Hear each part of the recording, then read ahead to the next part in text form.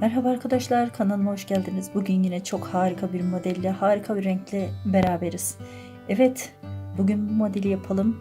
Eğer beğendiyseniz arkadaşlar. Ama modelimize başlamadan önce kanalıma abone olur, videolarımı beğenirseniz beni çok mutlu edersiniz. Gerçekten çok harika görünen modelimizi yapmaya hazır mısınız arkadaşlar? Hepinize kolay gelsin. Hemen iplerimizi, şişimizi hazırladık. Evet. Ben yine küçücük bir lastik oluşturdum arkadaşlar. Hemen başlayacağım. Kenardaki ilk ilmeğimi boş alıyorum her zaman olduğu gibi. Hemen yanından devam ediyorum düz örmeye. 1 2 3 kenardaki ile birlikte 4, şöyle 5 6 7 8 2 4 6 8 tane ilmeğimi yaptım arkadaşlar. Bu ikisiyle birlikte 10 tane ilmeğim var. Hemen diğer ilmeklerimi de sayacağım. Çünkü iki modelin arasında 11 tane ilmeğimizin kalması gerekiyor. 2, 4, 6, 8, 10. 2, 4, 6, 8, 10, 11. Evet. Şimdi iki ilmeğimi hemen yer değiştirip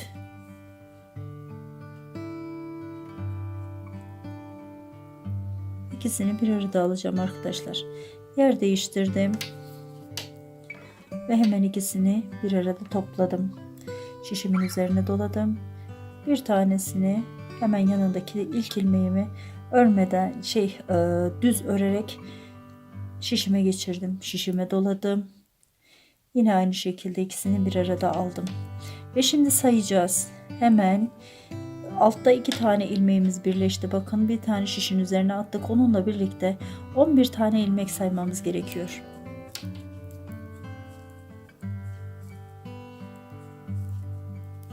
Sayalım. 2, 4, 6, 8, şöyle 9 ve ikisiyle birlikte 9. Şöyle ikisini birleştirdiğim zaman tek ilmek kalacak. 10. Şişin üzerine doladım. 11. Hemen bir tane düz ördüm. Şişimin üzerine doladım ve kalan ilmeklerimi düz olarak öreceğim. Burada da bir tane ilmek kapattık arkadaşlar. Bakın şişin üzerine doluyoruz ve iki ilmeği bir arada örüp kapatıyoruz. Hemen diğer ilmeklerimizi düz olacak şekilde örüyoruz arkadaşlar. Evet, modelimizin ilk kurulum sırasını yerleştirdik. Hemen arka yüzüne geldiğimizde modelimizi sadece ters olarak öreceğiz bu sırayı. Hiçbir şekilde düz ilmek yapmıyoruz. İpimiz kendi önümüzde olacak ve bütün sırayı ters öreceğiz.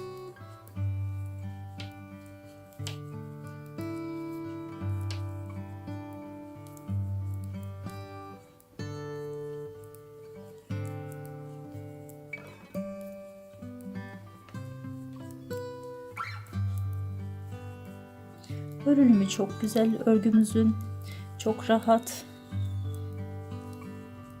hiçbir şekilde zorluğu yok arkadaşlar. Kullanış açısından da çok düzgün duran bir model. Kesinlikle kırışma buruşma yapmayacak bir model. Muhakkak denemenizi tavsiye ederim. Evet, sıramızı tamamladık. Hemen ön yüzüne gelelim arkadaşlar. Kenardaki ilk ilmeğimi yine boşalıyorum. Diğer ilmeklerimi biraz önce kesme yaptığımız yere kadar düz olacak şekilde örüyoruz arkadaşlar. Evet, burada artırdığımız ilmeği gördüğümüz zaman kesmemiz gerektiğini, ikisini bir arada alıp kapatmamız gerektiğini anlıyoruz arkadaşlar. Şöyle ikisini yer değiştirdim ve tek seferde çıkarttım. Hemen şişimin üzerine ikisini bir arada topladığım ilmeğin yerine bir tane ilmek yapmamız gerekiyor. Şişimizin üzerine doladık. Bir önceki sırada artırdığımız ilmeğimizi ördük. Aradaki düzü örüyoruz.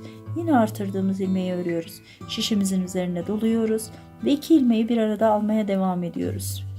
Aradaki düz ilmeklerimizi örelim. Birkaç sıra ördükten sonra ne demek istediğimi anlayacaksınız. Yine burada hemen gördük. Burada ilmeklerimizi kapatmışız. Hemen ikisini yer değiştirelim. İçeri doğru kapattık. Tek seferde çıkarttık 2 ilmeği bir arada. Şişin üzerine doladık. Artırdığımız ilmeğimizi gördük ve düz ördük. Hemen ortadaki ilmeğimi de örüyorum. Yanındaki ilmeğimi de ördüm. Bir önceki sırada artırdığımızı şişimizin üzerine doladık. Ve kenardaki 2 ilmeğimi bir arada tek seferde çıkarttım. Diğer ilmeklerimi ise düz örüyorum arkadaşlar. Evet. Yavaş yavaş kendini göstermeye başladı. Çok küçücük bir halde olmasına rağmen hemen modelin arka yüzüne geldik.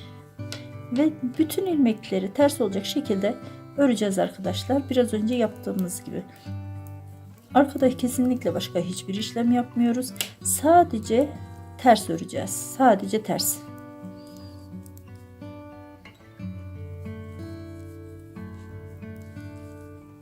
Son ilmeğimi de aldım. Yine modelimizin ön yüzüne geldik. Ön yüzüne geldiğimiz zaman ilk ilmeğimizi yine boşaldık.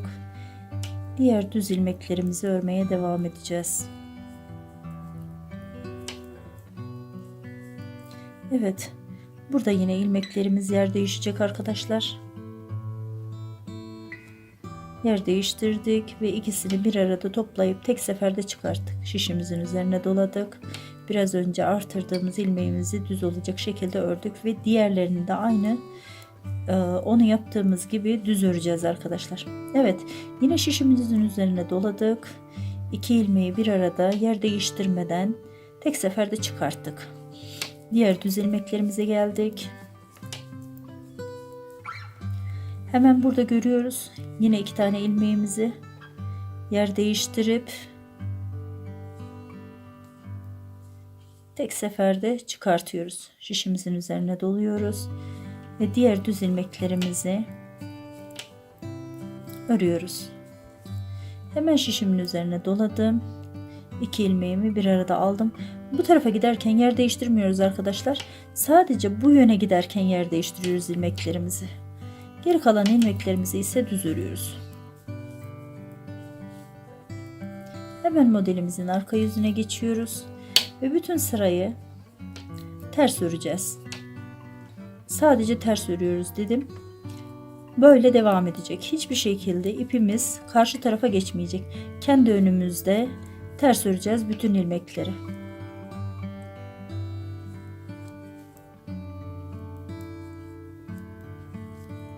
Evet. Modelimizin arka yüzü bu şekilde arkadaşlar. Hemen ön yüzüne bakalım. Ön yüzünden de bir defa sayalım bakalım bir. Şimdi ortaya geldiğimiz zaman arkadaşlar burada modellerimizi kapatıyoruz demiştim. İlmeklerimizi hepiniz görüyorsunuz. Burada 5 tane ilmeğimiz kaldığı zaman ki şimdi 5 tane ilmeğimiz kaldı. Orada modelimizin tam kurulumunu göstereceğim. Hemen kenardaki 2 ilmeğimi aldım. Hemen buradan sayıyorum. 1, 2, 3, 4 ve 5 tane. Kenardaki diğer ilmeğimi de ördüm. Ve 5 tane ilmek görüyoruz şu anda. 5 tane düz ilmek.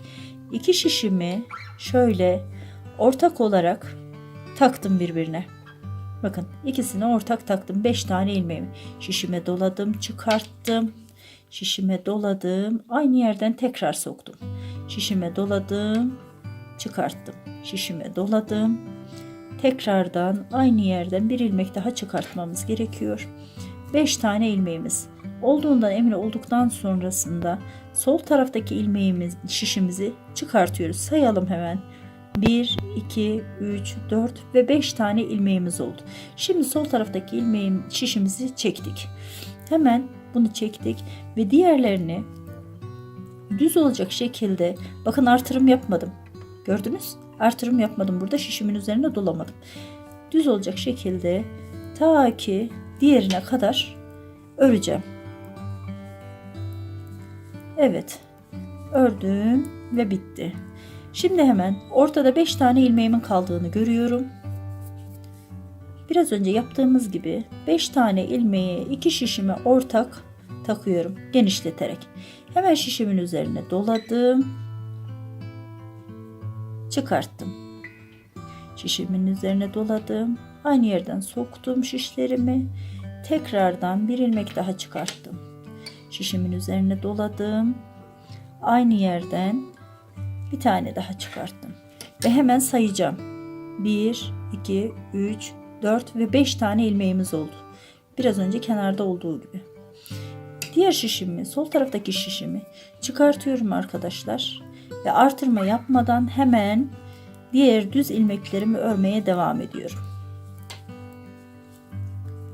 Düz olacak şekilde ördüm. Evet. Şimdi buradan 5 tane ilmeğimi ayıracağım. Tekrardan bakın 2, 4, 6, 7 tane ilmeğimiz var.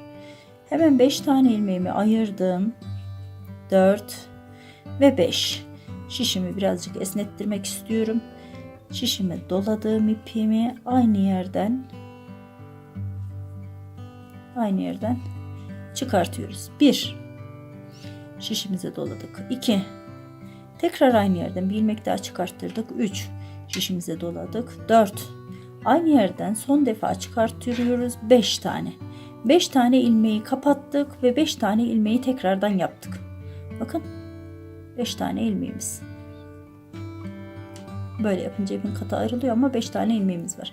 Geride kalan 2 tane ilmeğimi ise düz olacak şekilde ördüm. Evet, bakın. Şu anda bile çok güzel görünüyor. Hemen arka yüzüne gelelim modelimizin.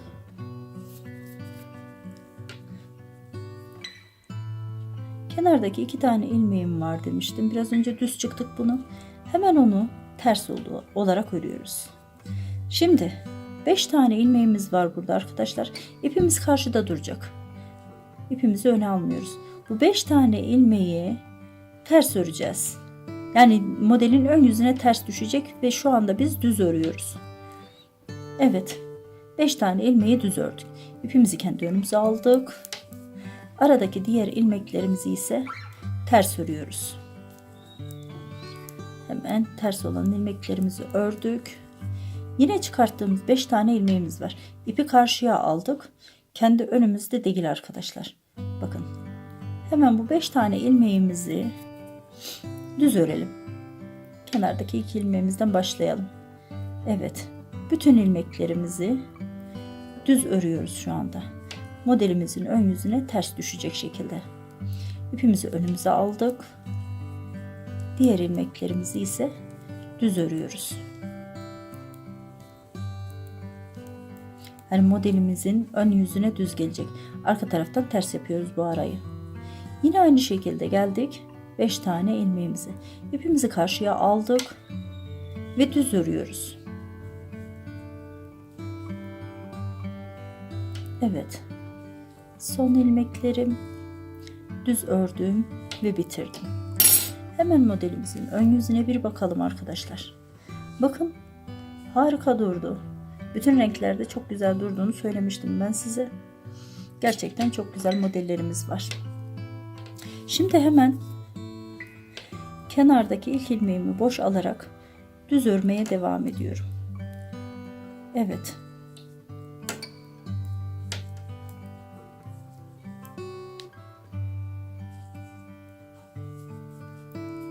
Düz örmeye devam edelim. Ta ki nereye kadar arkadaşlar? Buradan bu alttaki, ortadaki ilmeğimizi görene kadar. O ilmeğimizi gördükten sonra hemen o da dahil olmak üzere 3 tane ilmeğimizi kenara ayırdık. Bakın ilk 3 tane ilmeğimiz. Buradan bakıldığında çok net görünüyor zaten. Hemen şu 2 tanesini yer değiştiriyoruz. Yer değiştirdim. İkisini bir arada çıkarttım. Şişimin üzerine doladım ve sabit olan ortadaki ilmeğimi düz ördüm. Şişime doladım. Hemen yanındaki 2 ilmeği burada yer değiştirdim ama burada yer değiştirmiyoruz arkadaşlar. İkisini bir arada topluyoruz. Hemen diğer ilmeklerimizi düz örmeye devam ediyoruz.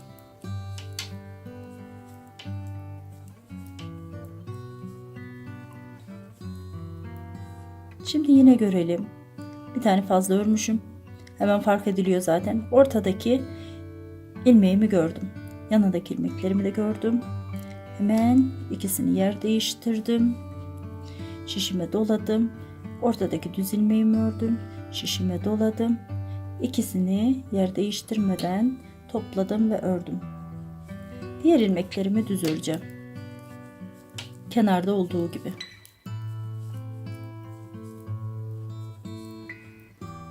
Evet. İkincisini de kurmuş olduk bu şekilde. Hemen zaten dediğim gibi gösteriyor modelimiz. Arka yüzünden ters örmeye devam edeceğiz arkadaşlar.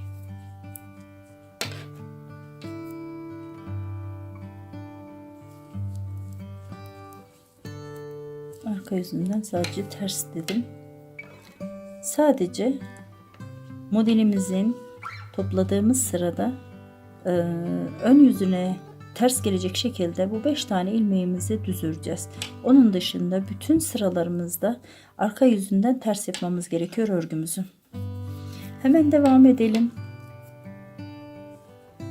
Kenardaki ilk ilmeğimi yine boşaldım. Diğer ilmeklerimi düz örmeye devam ediyorum. Ta ki diğer topladığım ilmeklerin yanına gelinceye kadar. Evet, ilmeklerimiz kendini gösterdi. Hemen orada bir deliğimiz var artırdığımız, onu gördük mü yanındakilerin daraltılması gerektiğini anlıyoruz arkadaşlar. Çevirdim. İkisini bir arada aldım. Şişime doladım. Ve diğer ilmeklerimi düz ördüm. Yine burada kapattığımız bir ilmeğimiz var. Yine aynısını yapacağız. Şişimizin üzerine doluyoruz. 2 ilmeği bir arada alıyoruz. Diğer ilmeklerimizi düz örüyoruz. Yine aynı şekilde. Bakın geldik. Hemen ikisini yer değiştirelim. İkisini bir arada tek seferde çıkartıyoruz. Şişimizin üzerine doluyoruz. Artırdığımız ilmeğimiz var. Onları düz olacak şekilde örüyoruz. Şişimizin üzerine doluyoruz. Ve kapatmamız gereken diğer ilmeğimize geldik. İkisini bir arada topladık ve çıkarttık. Bunu yaparken arkadaşlar şuradaki hemen göstereyim. İlmek sayımızı kesinlikle unutmuyoruz. Bakın 1, 2, 3, 4, 5, 6, 7 tane ilmeğim var. O 7 tane ilmeğimiz 5 tane olduktan sonra hemen bu işlemi tekrar yapacağız. Hemen arka tarafından örelim ve tekrar göstereceğim ben size. Arka yüzünü ters örelim arkadaşlar. Başka bir şey yapmıyoruz demiştim. Ters örüp çıkıyoruz bu sıramızı.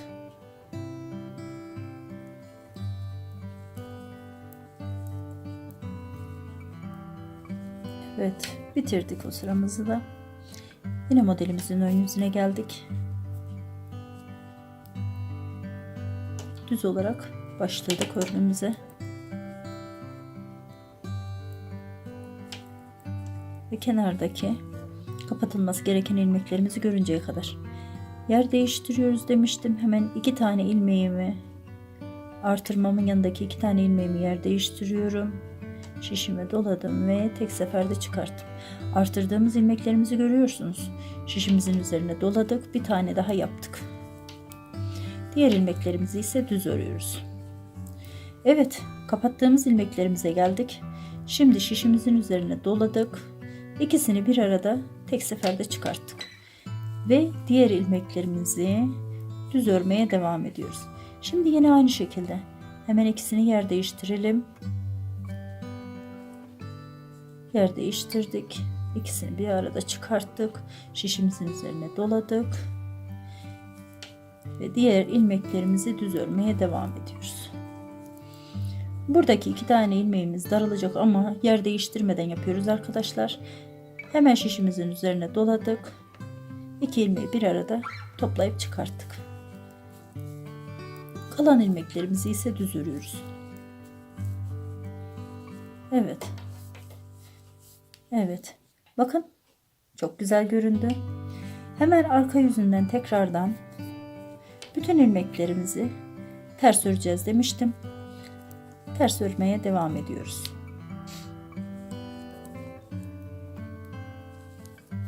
Evet. Yine geldik düzüne.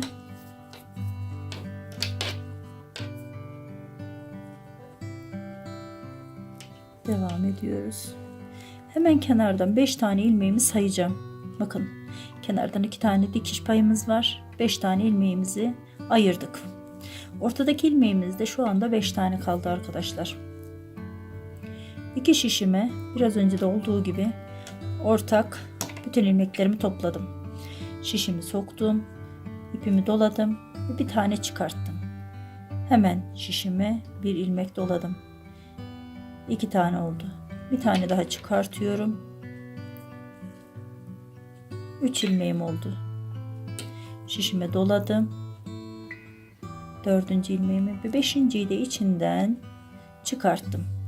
5 tane ilmek yaptım. 5 ilmeğimi kapattım. 5 ilmeğimi açtım şu anda. Burada dolamıyorduk arkadaşlar şişimize. Çünkü 5 tane kapatıyoruz ve aynı zamanda 5 tane ilmeği tekrardan çıkartıyoruz. Onları düz olarak örüyoruz arkadaşlar. Aradaki bütün ilmeklerimizi düz olacak şekilde örüyoruz. Ta ki diğer 5'liye varıncaya kadar. Evet, 5 tane ilmeğimiz var burada yine. 2 şişimi ortak olarak sokuyorum. Evet, sağdaki şişime ipimi doladım. Oradan bir ilmek çıkarttım. Şişimin üzerine doladım. Aynı yerden bir ilmek daha çıkarttım. 3 tane. Bir ilmek doladım. 4 tane. Aynı yerden son bir defa daha çıkartıyorum. 5 tane. Bakın 5 tane ilmeği kaybettik. 5 tane ilmeği yeniden türettik buradan. Evet. Yanındakinin üzerine şişimizi dolamıyoruz. İlmek artırmıyoruz burada demiştim. Düz olacak şekilde örüyoruz arkadaşlar.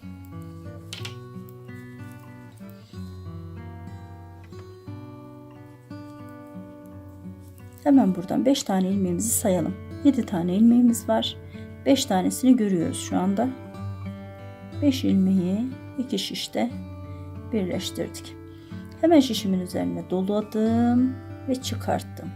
Şişimin üzerine doladım. Aynı yerden bir ilmek daha çıkartıyorum. Şişimin üzerine doladım. Bir tane daha çıkartıyorum ve 5 tane ilmeğim oluştu. Bakın altta 5 tane ilmeğimiz var. Üstte 5 tane ilmeğimiz var. Soldaki şişimizi çıkarttık. Yanındaki düzleri ördük. Ve sıramızı bu şekilde bitirdik. Harika görünüyor arkadaşlar, bakın.